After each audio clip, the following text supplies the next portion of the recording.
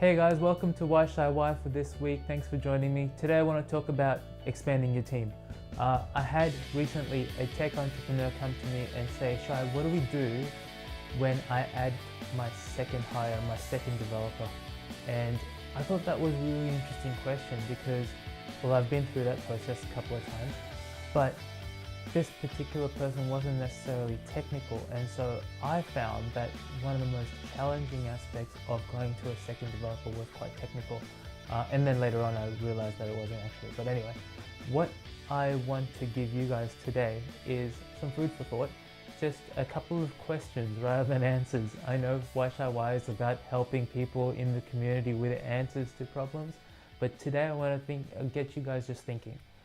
If you are a small startup, an early stage startup, a startup that's been around for a while but hasn't really needed the use of a second technical resource, but you are now, you're starting to see some growth or whatever it is, or even that you're needing to transition because your developer is leaving, I would start thinking about processes. Now, this is really key, guys. I'm an agilist. I like to not think about processes, but as the manifesto says, we should be thinking about individuals and interactions rather than processes and tools. In this case, guys, no, I don't think so. I think the first thing you want to do is have a layer of process and tooling in place to allow for your knowledge management exercises to exist in a world where they are always referenceable, okay? So yes, you want to do the people and interactions, but you don't want to do that without the tooling and processes. I guess this is why in the manifesto we say that the people and interactions is more important than process and tool, but doesn't mean that we don't have process and tooling. That's the key, right? So again, if you are getting to a place where you're starting to think about knowledge management, code sharing, how do you subdivide work, how do you basically, how do you grow your team from one person or one developer to two developers?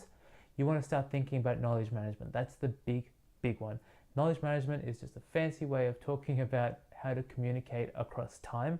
So if, for example, your first developer's been around for, say, 18 months with your startup, that person has a lot of knowledge. And if they were to walk out tomorrow, you'd lose a lot, huge amounts of knowledge. Mostly because it's a startup, first of all, so that you don't have a long history. Number two, you're quite small, so losing, one developer is a huge chunk of your workforce per se. And then the last thing is what they have learned is invaluable, right? They have been there through the thick and thin of a very early stage startup. They've learned a whole bunch of stuff, and losing them can be very painful. So what you want to do is sort of alleviate a few of those risks and start thinking about how do I get my new developer to understand some of these risks, and so I don't have to get to a place where I'm worried. Fair call.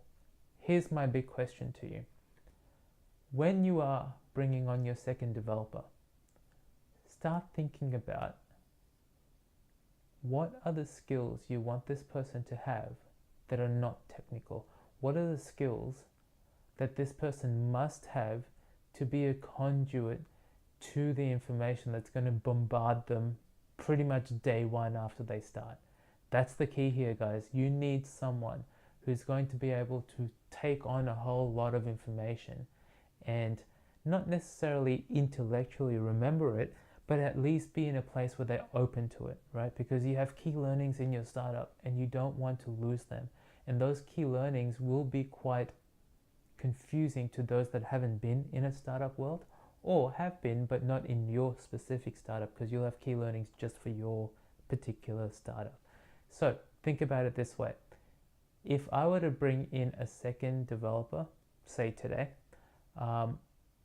what are the ways that I could interview this person such that I can, number one, just be satisfied that they're technically going to fit. So what's my tech stack? What's their experience? Do they match? That's easy to do.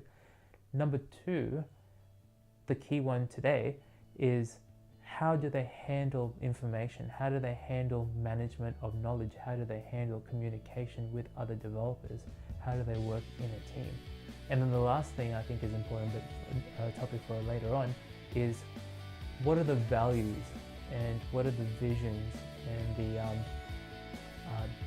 the morals maybe even that this person holds, and how does it line up with my team, right, or in my organization? Because again, if you're bringing on your second dev, I'm assuming your team isn't more than 4 or 5, like the whole organization.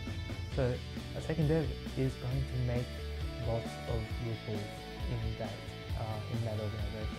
So you want them to fit quite well.